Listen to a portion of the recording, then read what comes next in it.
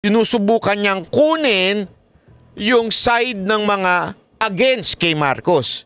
Marami yun. Di ba? Pinklawan, Dilawan, Makakaliwa, at ang pinakamalaking bulto nun ay ang mga Duterte. So, sa pag-alis niya, quote-unquote, dito sa kanyang kapatid na si Bongbong Marcos, kinukuha niya yung side nitong mga against kay Bongbong Marcos. Pero, papaano niya kukunin yung side ng may gusto kay Bongbong Marcos? By saying that ang totoong nakamana ng ugali ng kanyang ama ay siya, hindi si Bongbong. In other words, hindi niya pa rin iniiwan yung konsepto na pag ikaw ay Marcos loyalist at nakukulangan ka kay Bongbong, akin ka pa rin. Ikaw pa rin ang market ko. Akin ka pa rin. Ako pa rin ang senador nyo. Pero yung mga galit kay Bongbong Marcos, umalis na ako kay Bongbong Marcos. So, sa inyo rin ako. Kukunin ko rin kayo. Nakikita ninyo kung paano sinusubukang budulin ni Senator Amy ang taong bayan? Kinukuha niya yung parehong market. Those Marcos loyalists na ayaw umalis kay Marcos because meron silang pantasiya na maganda naman talaga ang dagawa ng mga Marcos, especially yung tatay, kinukuha niya yun by saying, ako talaga, ako ang nakamana sa aking ama. Pero at the same time, kinukuha niya rin yung mga ayaw kay Bongbong Marcos.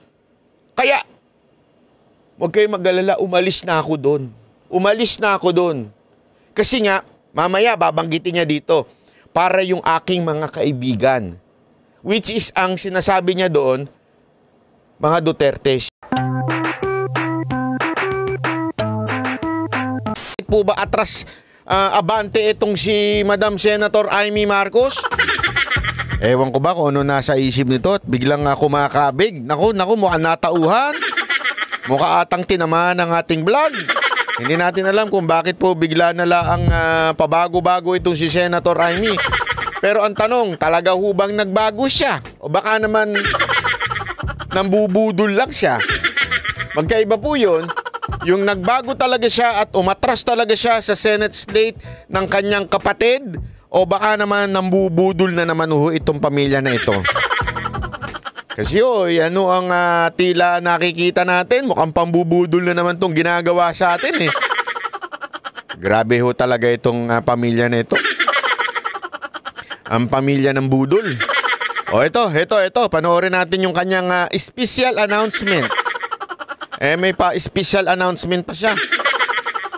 Dito talagang nasa puso niya at sinulat niya. Nasa puso talaga no? Di ba? Pero hindi memorize. Gago! Talagang binabasa niya. Sige, pakinggan na natin, panoorin natin. Baka naman talagang seryoso itong si Madam Amy. Tingnan nga natin kung seryoso siya. Sige, panoorin natin ha. Ito. At bibigay ko yung opinion ko sa inyo kung ano nababasa ko dito, kasi iba ho basa ko, iba. Iba talaga yung babasa ko dito sa Senator Amy na to. Tuloy, play natin. Ayan. Taus-puso ang aking pasasalamat kay Pangulong Bongbong na sa kabila ng galit at labis na kalupitan ng ilan. Sa susunod, bibili kayo ng teleprompter ha. Para hindi halata yung pagbabasa ninyo. Tumitingin kayo sa gilid eh. Yung teleprompter, mas nandun mismo yun sa camera. Para hindi masyadong halata nagbabasa. Ako'y pinagtanggol niya at naisama pa sa alyansa. Pinagtanggol daw at nasama pa sa alyansa. Kanino siya pinagtanggol? Hindi, sandali. Kanino ka pinagtanggol, madam? May umaaway po ba sa inyo? Pagkaalam ko, kayo nangaaway doon sa mga kaalyado ni Bongbong Marcos. Pero sa inyo po ba may nangaaway? Don't tell me totoong chismis. Don't tell me totoong chismis. Ano yung chismis na yun? Nag-aaway kayo ng... Nako. Ng asawa ni... Nako. Ng asawa ni Presidente? Ikaw talaga. Ikaw talaga? Oh, so pinagtanggol daw siya ni Marcos at sinama pa sa Senate slate. So ibig sabihin, meron talagang nagaganap na awayan.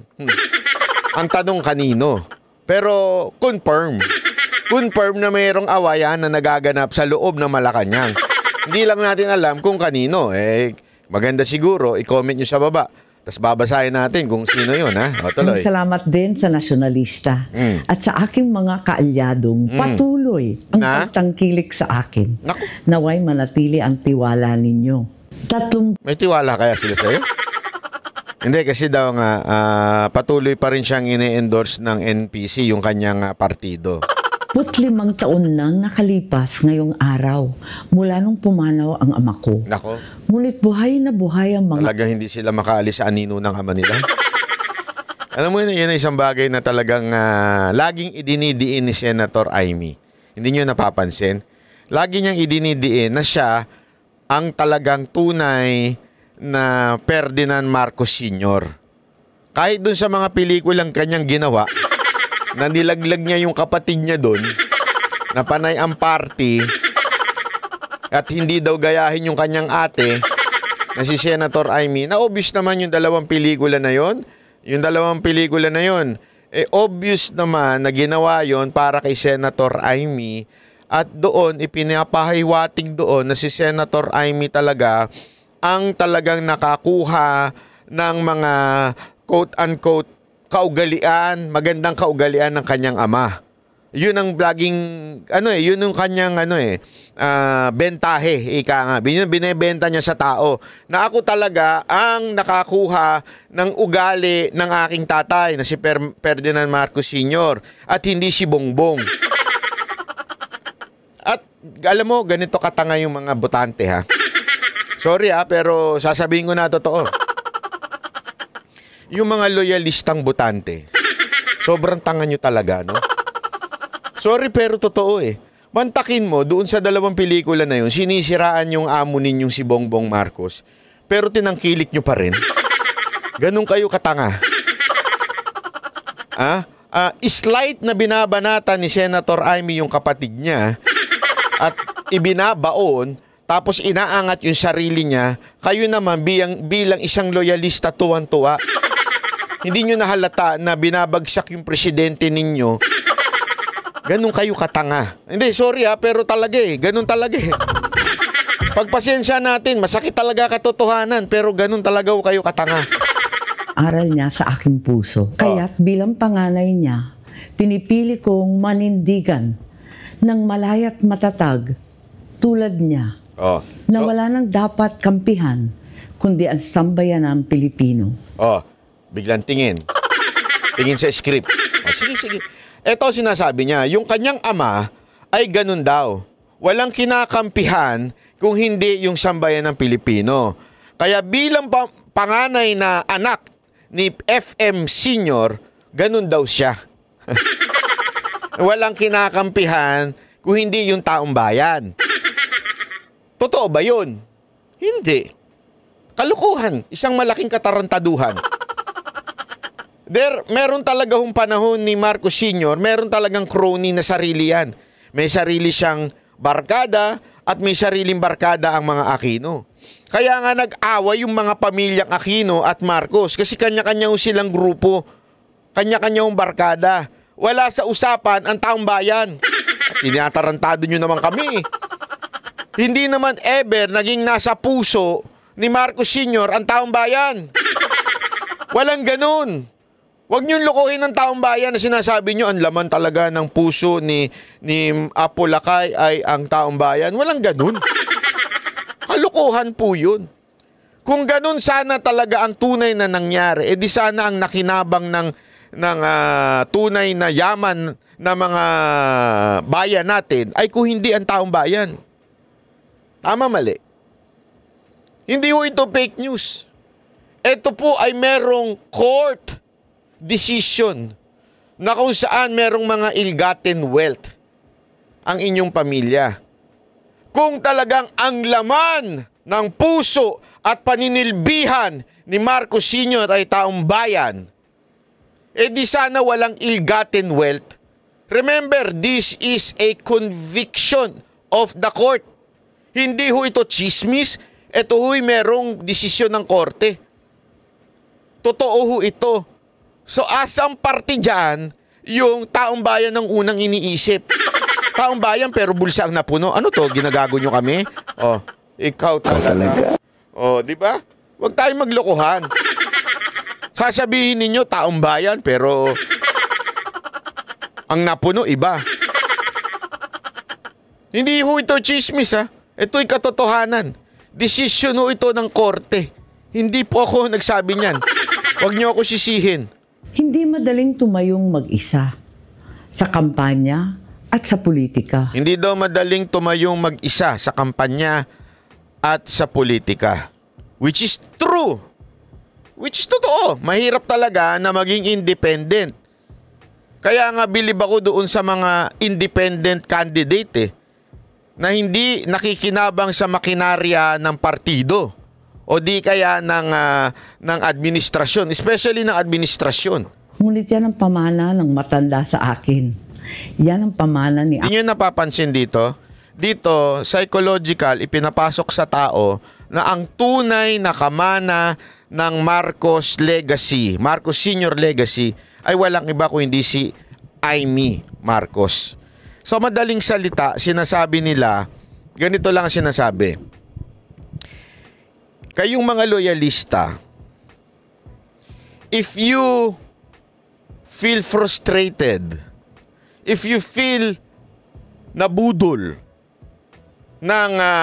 ni BBM, don't worry because the true legacy ng Marcos Sr. ay nasa akin.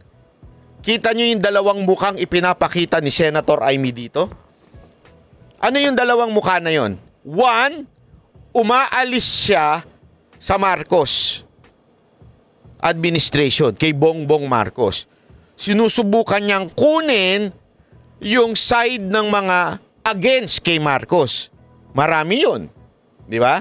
Pinklawan, Dilawan, makakaliwa, at ang pinakamalaking bulto nun ay ang mga Duterte.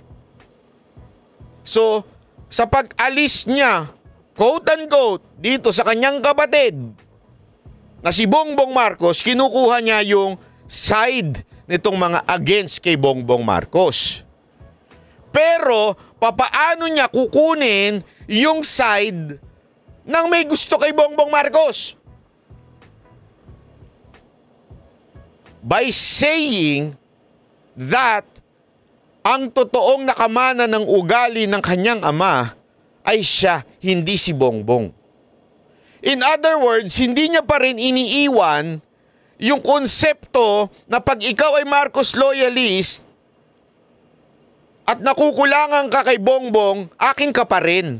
Ikaw pa rin ang market ko. Akin ka pa rin. Ako pa rin ang senador nyo. Pero yung mga galit kay Bongbong Marcos, umalis na ako kay Bongbong Marcos. So, sa inyo rin ako. Kukunin ko rin kayo. Nakikita ninyo kung paano sinusubukang budulin ni Senator Amy ang taong bayan? Kinukuha niya yung parehong market. Those Marcos loyalists na ayaw umalis kay Marcos because meron silang pantasiya na maganda naman talaga ang dagawa ng mga Marcos, especially yung tatay, kinukuha niya yun by saying, ako talaga, ako ang nakamana sa aking ama. Pero at the same time, kinukuha niya rin yung mga ayaw kay Bongbong Marcos. Kaya, huwag kayong mag-alala, umalis na ako doon. Umalis na ako doon. Kasi nga, mamaya babanggitin niya dito, para yung aking mga kaibigan.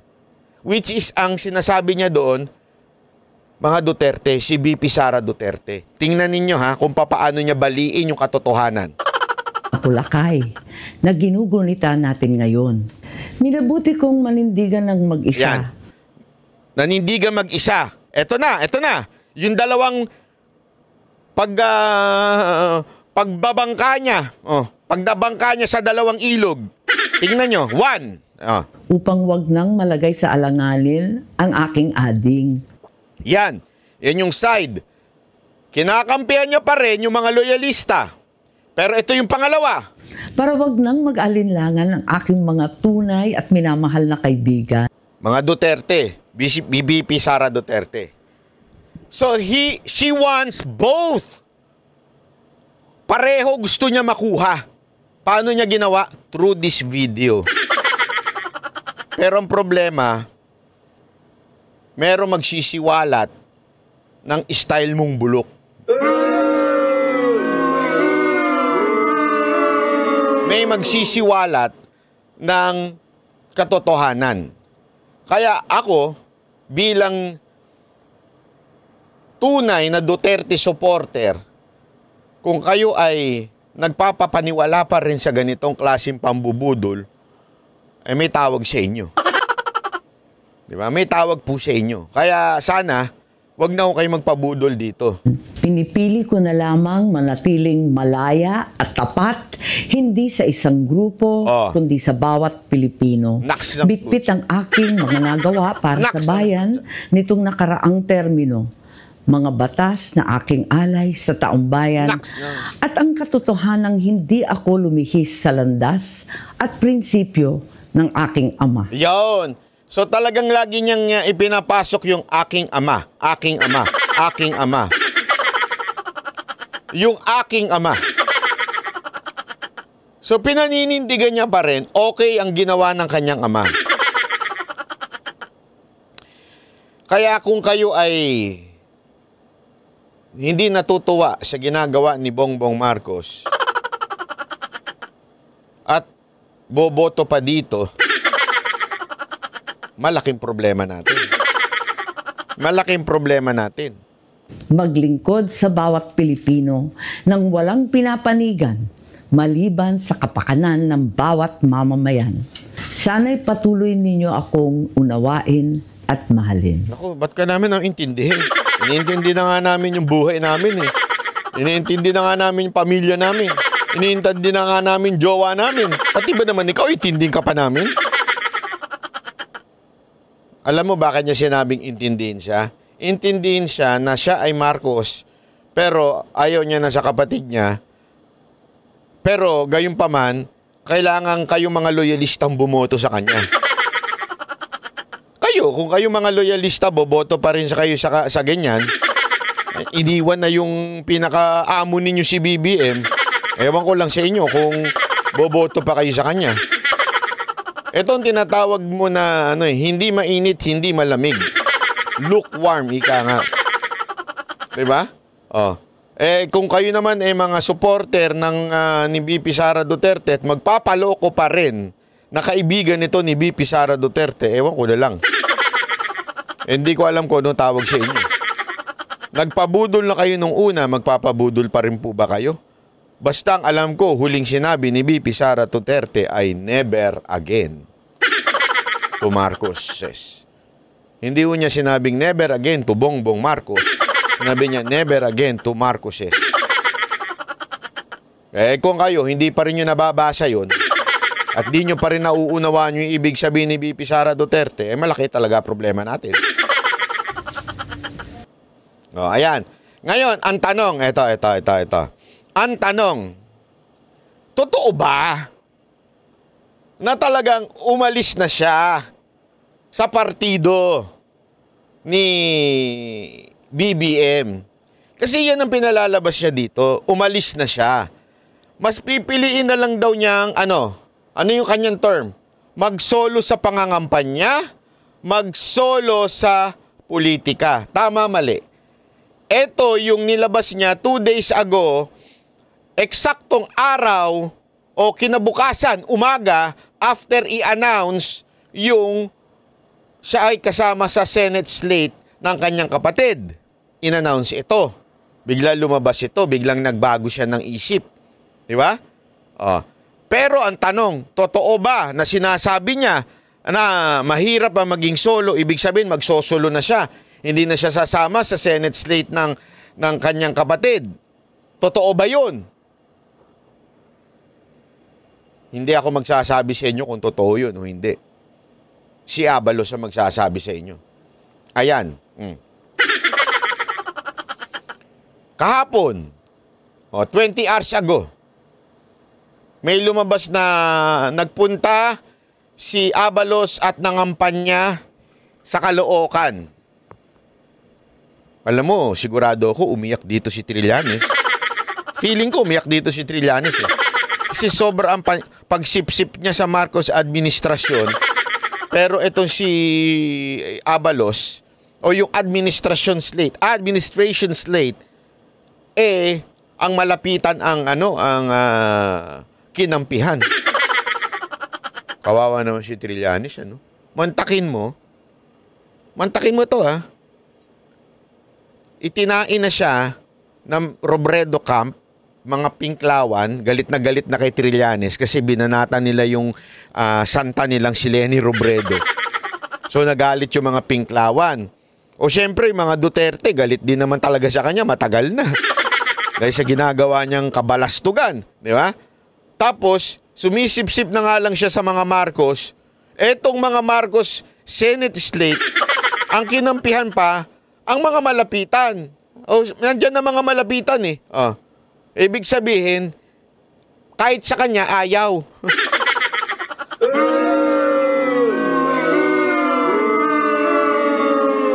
Sinong may gusto kay Trillanes? Hindi, nagtatanong lang ako, sino may gusto kay Trillanes? Sigurado ko yung mga sintu-sintu dyan sa Caloocan. O kaya yung mga addictus dyan sa Caloocan. Baka yun na may gusto kay Trillanes. Bakit? Sabi nila, bakit ba? Gusto namin yung ibang mataas ang dating eh. Yung mataas. Alam mo, pag mataas ako, may tama ako, gusto ko yung mataas ang dating. Ano yung sabihin mataas ang dating? Yung mayabang. Gusto ko yung mayabang ang datingan eh. Ayun si Trillanes, sobrang yabang. Di ba? Ang yabang-yabang. Balik tayo dito ngayon kay Abalos. Ayan, nagpunta ho siya. Ano kinaugnayan kay Senator Amy? Tandaan nyo, sa video ni Senator Amy, ano sabi niya? Ano sabi ni Senator Amy sa video niya? Balikan natin. Ayan, sa gitna. Pinipili kong manindigan ng malayat matatag tulad niya na wala nang dapat kampihan kundi ang sambayan ng Pilipino. Hindi madaling tumayong mag-isa. Hindi madaling tumayong mag-isa. Sa kampanya. Sa kampanya. At sa politika. At sa politika. Mahirap daw yung mag-isa. Di ba? Mahirap daw yung mag-isa. Kaya kahit maninindigan siya. Kasi yun daw ang turo ng kanyang ama. Ang tanong, bakit kahapon lang kasama mo si Abalos? Bakit lang kahapon lang kasama mo si Balimbing Tolentino? Bakit kahapon lang kasama mo itong si Villar? Bakit kahapon lang kasama mo to si Binay? Sino ba sila? Senate slate ni BBM. Tapos may paandar ka na mahirap ang mag-solo. Mahirap ang magsarili. Huy. Ano sinasabi mo nagsasarili ka? Ayan kasama mo. Apakasinungaling naman mong madam. Ayan enjoy na enjoy ka. Kasama ang mga balimbing. Kasama si Abalos. Kasama si Villar. Kasama si Abi Binay. Si Pacquiao nasa likod ayun hindi gumagalaw. Gago! Bakit kanyo? Ibig sabihin lamang po niyan mga kababayan, yung video niya na mahirap ang mag-isang mangampanya, mahirap ang mag-isa, hindi totoo yun. Naglilibot siya, kasama pa rin ang Senate slate ni BBM. Tinatarantado naman tayo Binubudol mo na naman kami, Madam Senator Amy. Ano to, lokohan talaga? Sa bagay, madaling maloko yung mga loyalista. Yung mga tanso. Ayan gaguhan po ba ito? Ayun si Abi, Abi Binay, nasakim sa kapangyarihan. Ayaw bitawan ng Makati, kaya pinatakbo yung asawa. Tapos sabi niya, huwag kayong maggalala, ako pa rin yun. Sabi niya sa interview yun, ako pa rin yun. Pag binoto niya asawa ko, ako pa rin naman ang mamumuno. Ano ba talaga? Sabi niya yun sa interview, sabi niya yun. Napakinggan ko. Ako pa rin yun ang sabi niya. Ayaw umalis sa Makati, pero tumatakbong senador. Yan ang tinatawag mong ganid sa kapangyarihan. Ganyan ang mga politiko sa atin, sa bayan natin. Puro ganid sa kapangyarihan. Katulad nito si Senator Amy. Bakit kanyo nasasabi kong ganid sa kapangyarihan? Alam nyo kung bakit? Kunwari, aalis siya sa BBM slate para makuha ang amor ng mga Duterte. Pero, pag nag-iikot, kasama pa rin siya sa BBM slate. Ganid talaga. Bakit kanyo? Ibig sabihin, ginagamit pa rin niya ang makinarya ng kanyang kapatid. Mantakin mo, kung ako si Madam First Lady, magagalit ako. Walang biro kung ako si Madam First Lady, magagalit ako eh. Mantakin mo, magsasabi ka in public na you're leaving my husband, pero ginagamit mo yung makinarya ng administrasyon ng asawa ko? Kasi ganun talaga yung ginawa niya eh. Kunwari aalis siya, pero tandaan mo, bakit siya mga local government official, katulad nila Malapitan, kumakampi sa administration slate? Matik yan. Normal po yan sa lahat ng local government. Asahan mo, karamihan ng lahat ng local government, ang ikakampanya ay ang administrasyon na nakaupo.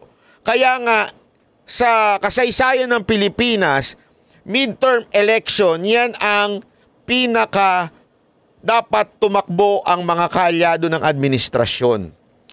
Because after the midterm election, diyan na sisimulang bumagsak ang administration ratings. Pero habang midterm election,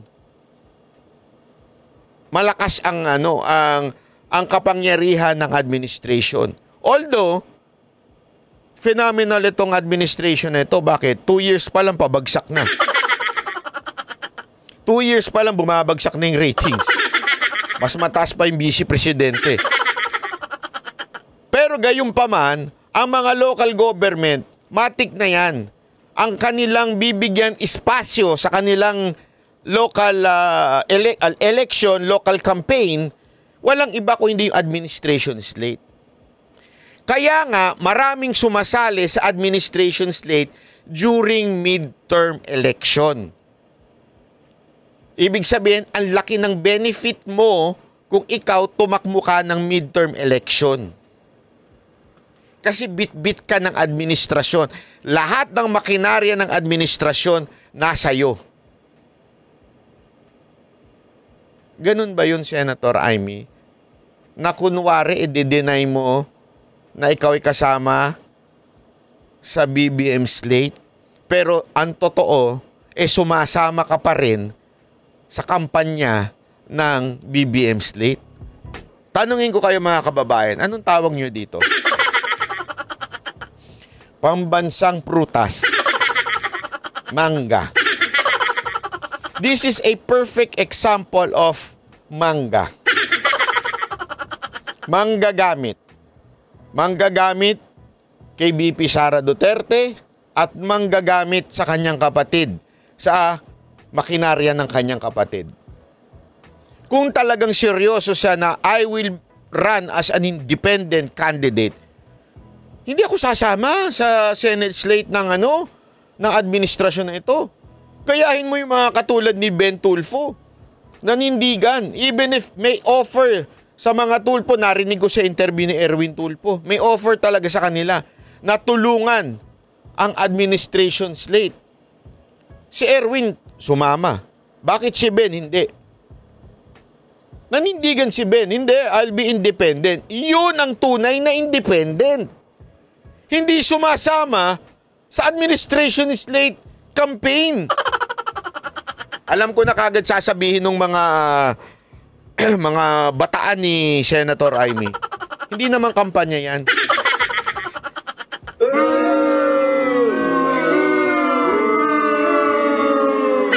O di sige. O di sige, hindi kampanya yan. Diba? Hindi kampanya. Anong tawag mo dyan? Meet and greet.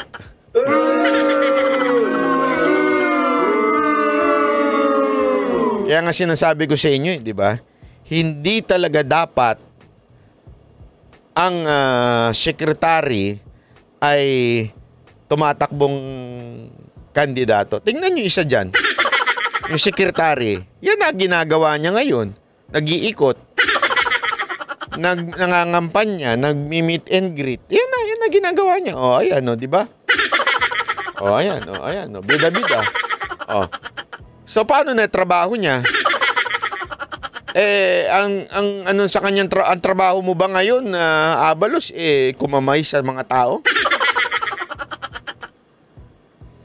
Habang nakaupo nga siyang sekretary, ano ginagawa niya? Ano totoo? Ano ginagawa ni Sekretary Abalos? Yung gumawa ng sumali sa isang TV series. Oh. Tapos this time naman, pagkatapos ng TV series, nangandidato. Nangangampanya na. Ano pa ginawa niyan? Mula nung tumungtong yan, walang ginawa yan kung hindi magpabida-bida. Hanggang ngayon, nagpabida-bida pa rin. Nangangampanya. So, ibig lang pong sabihin niya, mga kababayan, wala na hong nagagawang trabaho ito mga ito. Diba? Ganyan ho. Kaya nga sana magkaroon talaga tayo ng batas na bawal kumandidato ang sino mang appointed